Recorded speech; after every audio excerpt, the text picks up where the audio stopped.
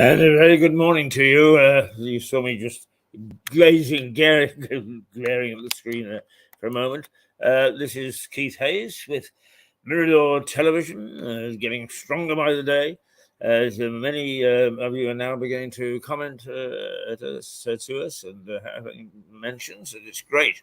We really appreciate it. Good, bad, and indifferent. This Mirador Television comes out of the White Hart Hotel in the town of Lewis in East Sussex. I was going to say British Columbia there for a while, mainly because we've been dealing with British Columbia a little bit the last couple of days, and delighted we are to do so. Anyway, here we are at the last day of the week, TGIF, and believe me, TGIF, I'm exhausted. We've had some good shows. We've done some interesting stuff this week, but it is tiring, and I can't wait, like the rest of us, for Friday to roll around. Still, we have to get through Friday. Yes, we do, indeed. We do. So let's, shall we? No, I'll tell you what. It's my good friend. He's my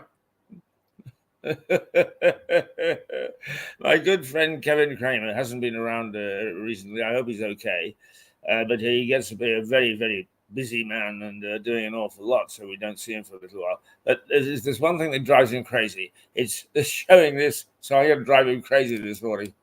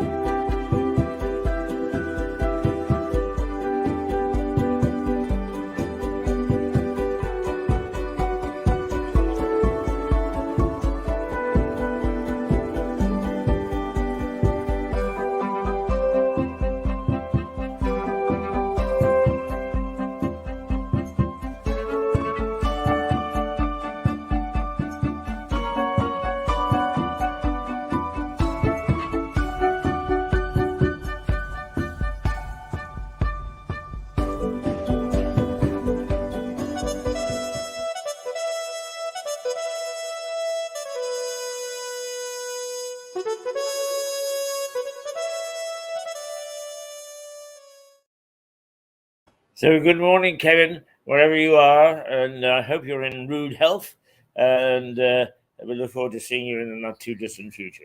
Kevin, by the way, is one of those brilliant engineers. Whereas I cock everything up on the technical front, he is as cool as a cucumber, understands it all, and makes sure that it all works.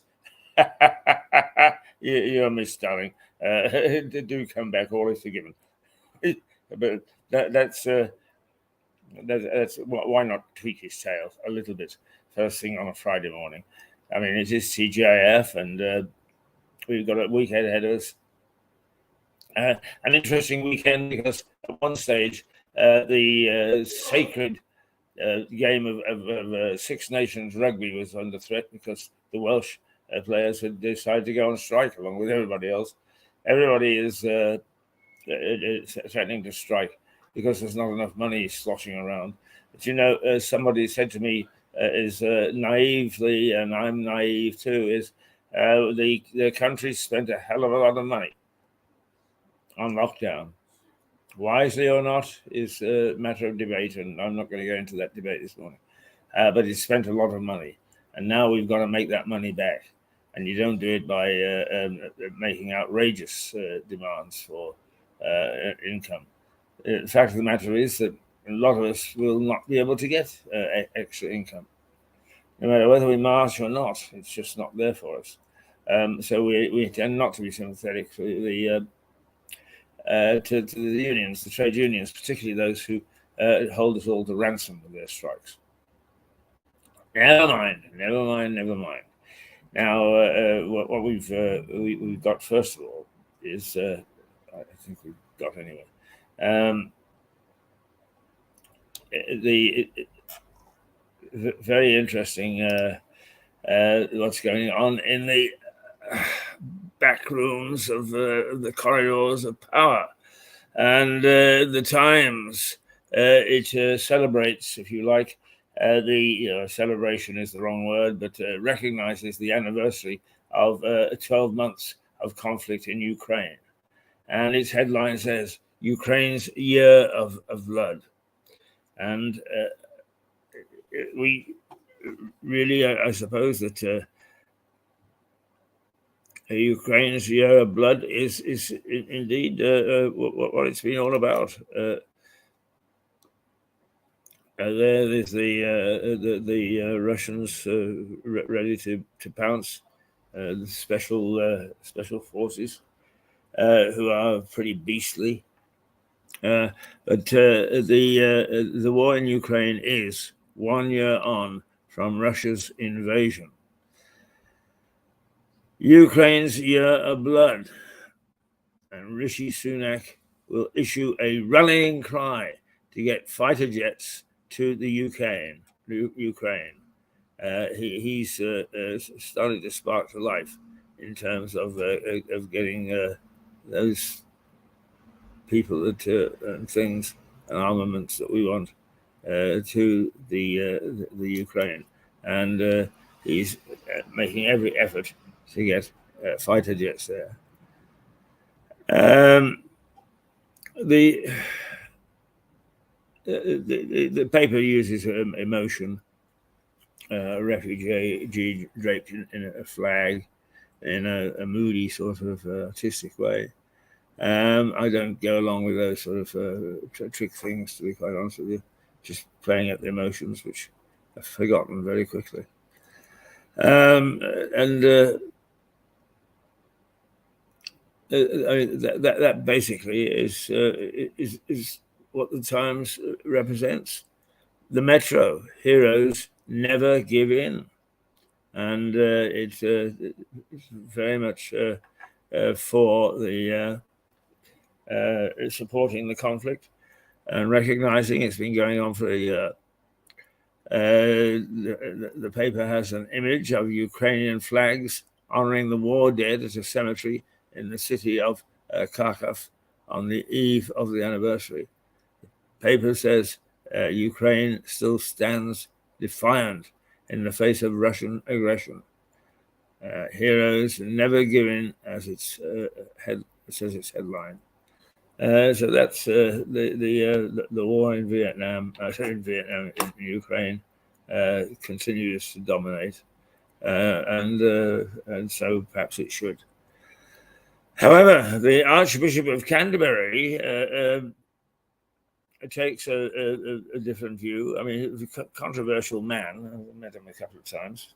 I'll be quite honest with you, even though I'm Church of England and I go to church from time to time, is I don't really get terribly excited about the present leader.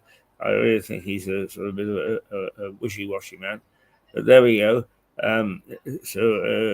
What the Archbishop of Canterbury is saying is Russia must not be crushed. In any Ukraine peace deal, says the Archbishop, and incidentally, that's a picture of Westminster Abbey over which the Archbishop has no authority, strangely enough. But the Daily Telegraph throws it forward to what a potential peace deal between Russia and Ukraine could look like. The paper carries an editorial from the Archbishop of Canterbury, who warns that Russia must not be crushed in any deal.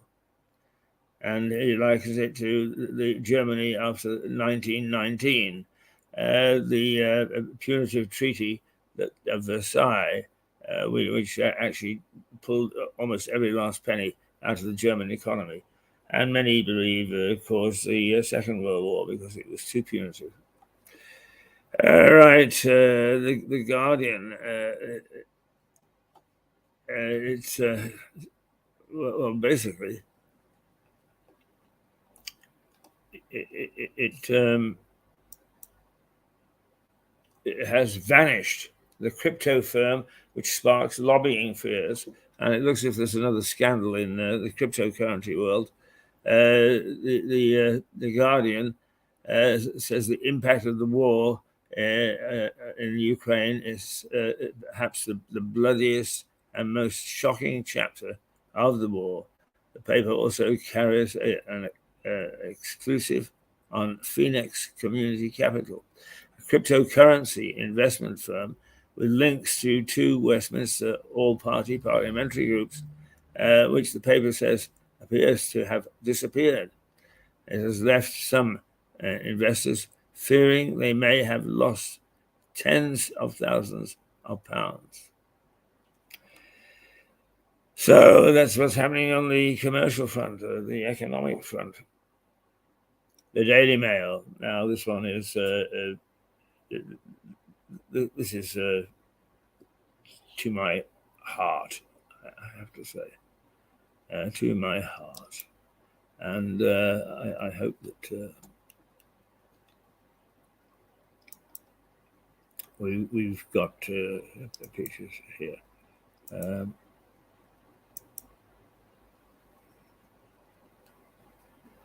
Of Her Majesty Queen Camilla, or Queen Consort, I think is the exact thing. But anyway, she is not there. Not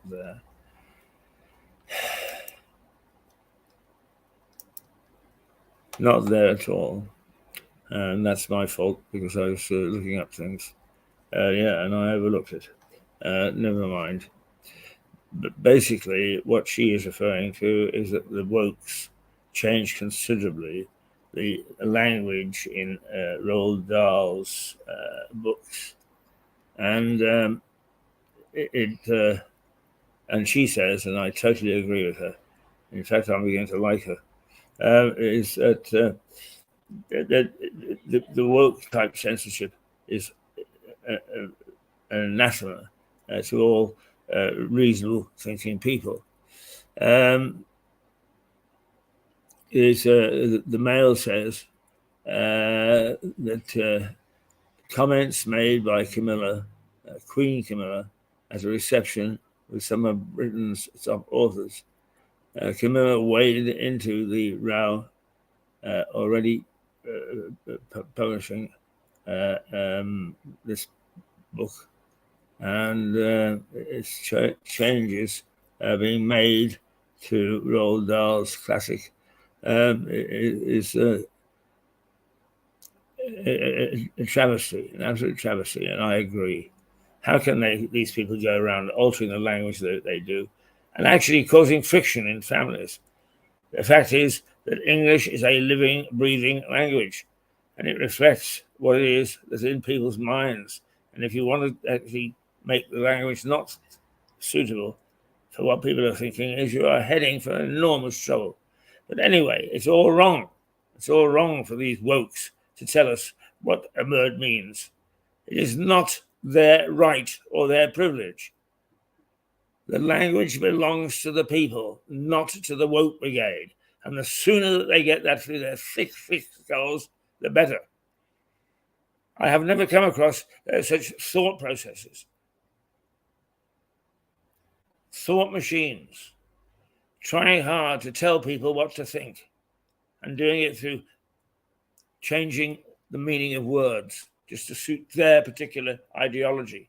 You want to go that route, I have no objection, but leave the rest of us out of it. I love the English language. It's expressive, it's emotional, it's direct, it's a whole host of things. It is a lovely, lovely language.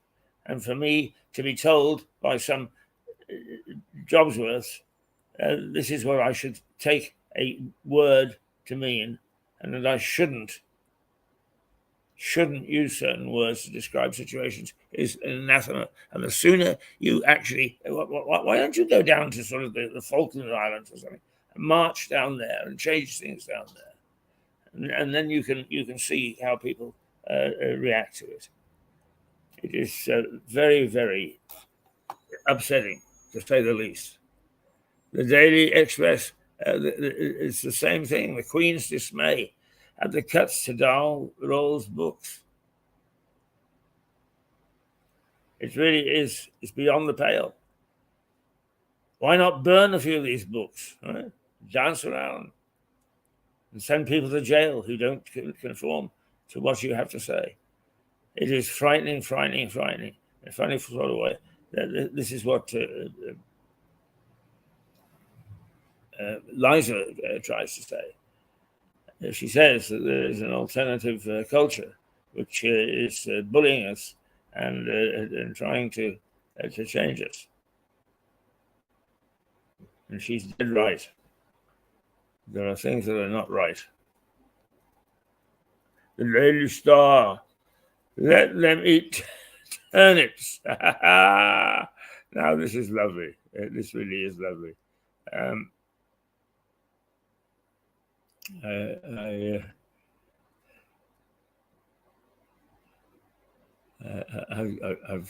I've got some lovely turnips somewhere. Dear. Let's take a look and see whether we can find the turnips.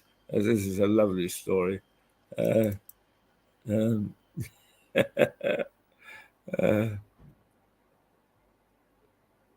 No, not there. I should know better. I really should. It's just silly that I can never find these pictures when I need them most. Oh yeah, yeah.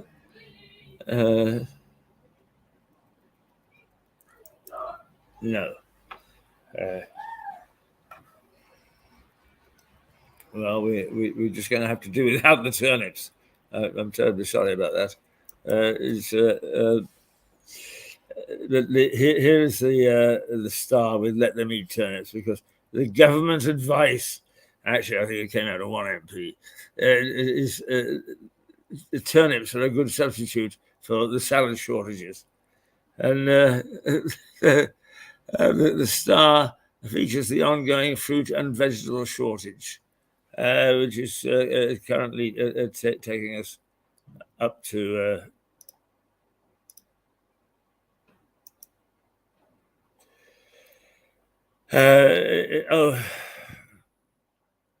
well, yes, why not? The fruit and vegetable shortage, and some government people have said, "Oh well, let the people eat turnips." The Environment Secretary, Teresa Coffey, yesterday said that turnips could be a suitable alternative while other vegetables remain in short supply. It is very typical, very sounding very much like Marie Antoinette, totally unaware of what's going on in the country. And surely they would have learned. They would have learned about silly things to say. And it's saying that eat turnips is, and it's got a resonance to it, which let them eat turnips. Absolute rubbish. Absolute rubbish. And it just shows the disdain which still the elite have. And what I would say is, listen, ma'am, go down to the boss this morning, go down to Rishi and say, "Sir, I have the courage of my convictions. I really want these things to be out of commission. Please, can we shut all the subsidized bars in Westminster? Because it really isn't fair that we should have subsidized bars and ask people in the fullness of things to eat turnips. That's what should be happening. Will it? Not in the least. Not in the least. Our society is turned upside down. We've got to get back to a just and decent society, which we don't have. because of these idiots that managed to get into power. And it's been our fault. Ratios, colour, anything to get an MP elected, except can he do the job? Is he competent to do the job? Will he make a good MP? Those things have gone out the window. It's all to do with social situations such as colour and sex and religion. And that's all absolute rubbish. And we are now reaping the whirlwind. We have got a bunch of idiots in charge because of the policies that the ruling classes have been following. So let's see some courage and some guts from you. Not eat turnips, but let's see you say, let's close all the subsidised bars. Now, I, of all people, get very upset when I see a bar closed, whether it's making money or not. So for me to actually get into line to say, hey, come on, get with it. Let's get the situation under control. No.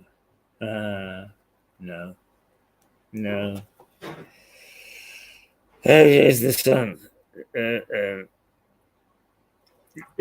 Actually, I don't treat sport much on this program. Lots and lots of outlets for sport, sports news. But one thing that has happened is that John Motson, the voice of football for most of my lifetime of interest in football, has died. And the passing of, broadcasting is in such dire straits at the moment that somebody like Motson will be sorely missed. And we wish him well on his way to heaven, because I'm damn sure that somebody like Motson will go to heaven. And if he isn't, then life is not fair. Right, the I. Sunak softens on NHS pay talks in a bid to end strikes. That's not it, really.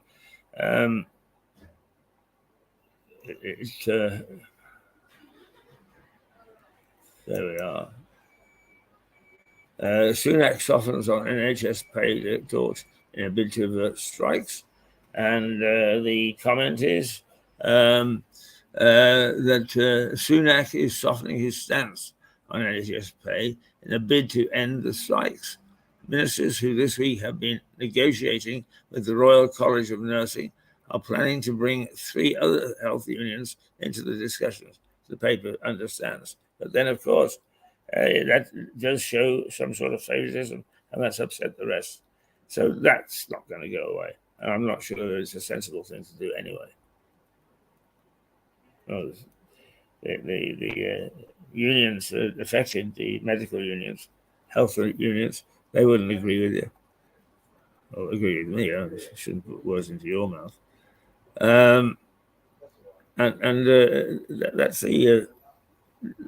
basically the headlines of the national press. Now let's see if because actually it's sad that the killing and the murdering and the nonsense locally goes on. Right. An investigation is taking place into huge sinkhole spotted on a busy road. All right, let's have a look at that. Investigations are taking place into a huge Heathfield sinkhole spotted on a busy road. So if you're in that area, be careful. It might swallow your car, right? And you wouldn't want that. How about your car, Kevin? Sorry?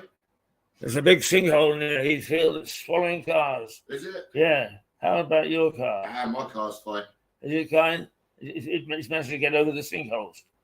I don't live in Heathfield, so. No, they'll be spreading. They'll be spreading, my boy. You keep your eye open. Yeah. Yeah, I know.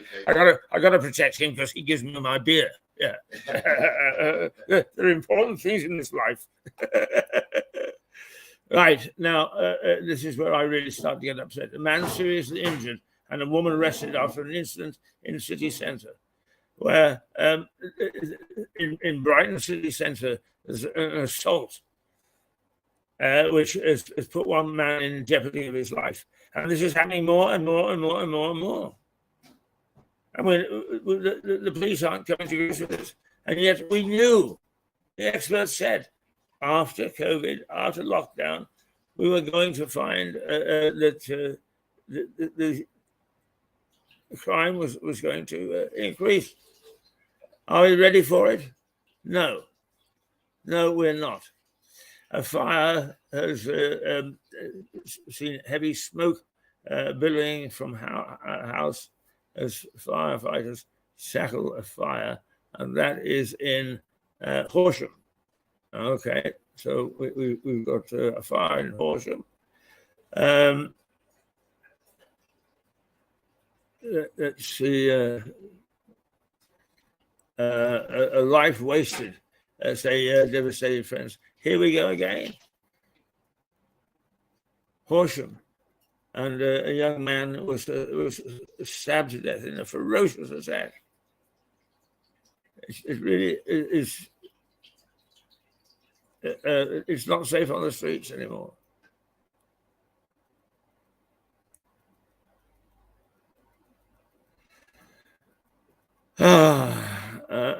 Police cordon off the area after the incident. As part of a city centre cordon off, heavy police presence. It seems to me that we're always shutting the door nowadays after the horse has bolted. Well, those are the news headlines. News headlines for both the national papers and some local stuff thrown in as well. It's only a taster. You can go to other media who do the job much better than we do because they've got the resources. But what we do is we give you a little taste of what is in the news. And we also give you our views on some of these stories as well. Now, let's, as you know, we have introduced, hang on. I've got one other thing that I've got to do first. We've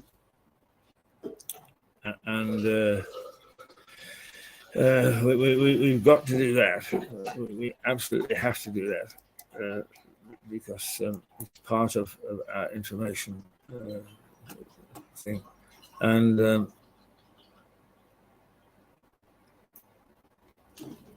we just got to find it again. Always looking. And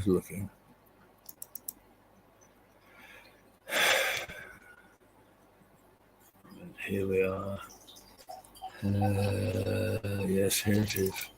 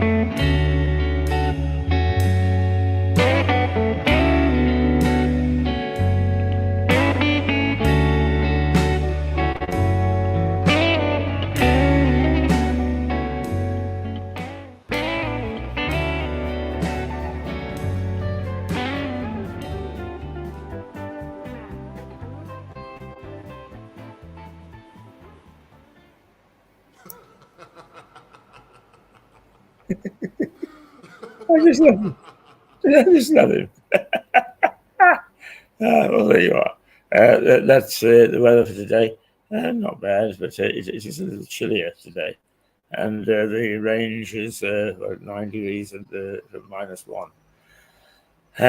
So not the greatest day, but once again, it's sunny spells and it's pretty fine out there, pretty fair. So not too bad at all. Now,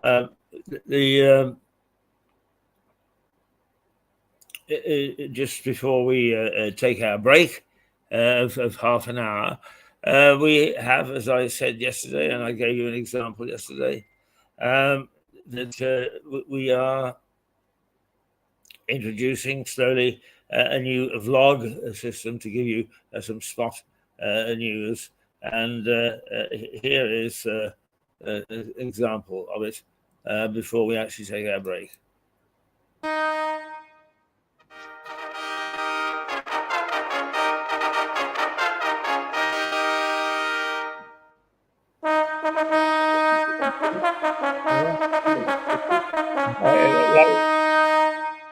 In the last episode, I spoke of a battle between the king and some of his barons.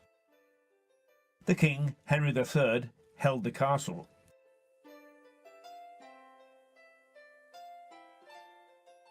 Now, as you can see, the castle pokes up into the sky quite a bit.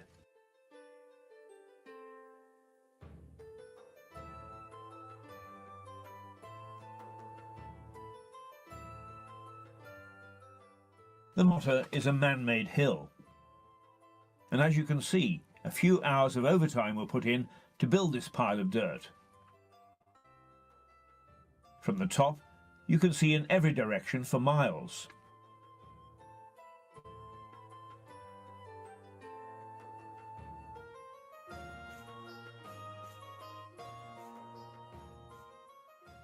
Almost impossible to creep up without being noticed.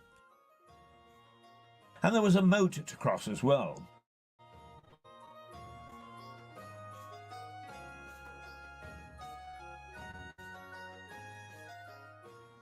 But it's called Castle Ditch Lane, the name reflecting its purpose all those years ago.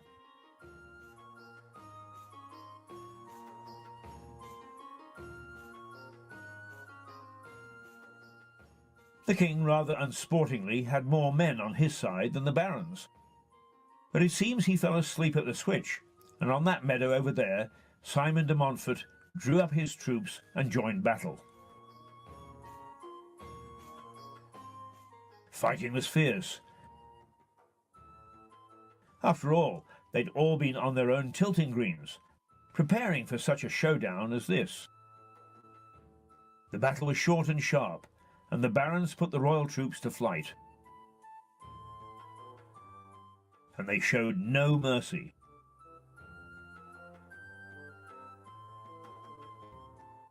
The priory had been used as a staging post by the king's men, and they now took refuge there. It's little wonder that tilting grounds became bowling greens, because despite all that training, the king's men panicked.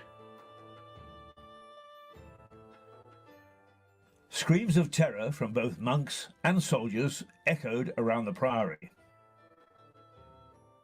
As burning arrows thudded into thatched roofs, setting the priory buildings afire, fighting spilled over to here, our beloved but bloody High Street.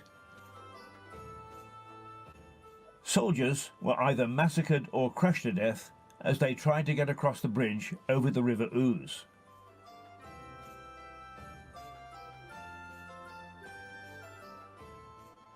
For the king, it was a complete disaster. De Montfort, he split his armies up on the hills behind us in the chalk downs. He split his army into three forward not flanks, but bunches of men, you know, groups. And they would have been around 1,500 people in them. So a lot of people. So he had 1,500 people. Then he kept men back for himself. So his left flank went off to Barkham and met Prince Edward, and they went off to Barkham. Prince Edward, being a hothead and chasing them all the way out to Barkham, away from the town, was one of the reasons the king's men lost. Because and they were mounted knights. And then the other two sets came into the town and were met by the king's army and Richard of Alameин's army on sort of the hills around us, really, because where we are now would have been outside the town. And it was a pretty bloody war. It was dreadful. It was absolutely dreadful. It's hard to imagine. Lewis is a little place, and on the hills around Lewis, where most of the fighting was, you know, there were tens of thousands of people trying to kill each other, and it was hand-to-hand close combat. And you didn't often die of wounds on the battlefield immediately. You were usually whacked with a broadsword and you would die of internal bleeding, or you would, you know, have limbs severed and die slow death, or you would die death from infection, etc. So there you go. Not quite one man, one vote, but some slight recognition that the divine right of kings isn't exactly what the Almighty had in mind. A spark of democracy was ignited, and it happened in Lewis. As usual, this is thirsty work, and I need to take a break. In fact, have a tipple, or perhaps go to the loos. Don't leave me, there's more blood and gore to come. Oh, Lewis, what a place!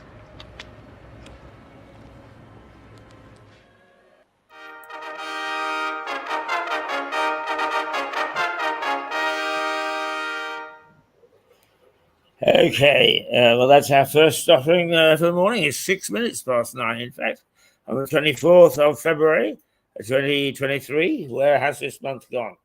Where has this year gone already? We're 2 months into it, entering the last month of the first quarter. Wow, wow, wow. Now, what we'll do is we will pause for breath. Pause for breath. And if Kevin has got his act together, it'll be pause for beer. Okay, we need to find our way out of this conundrum. Toodle pip for the moment. We'll see you at 9:30 or thereabouts. Ta-ra.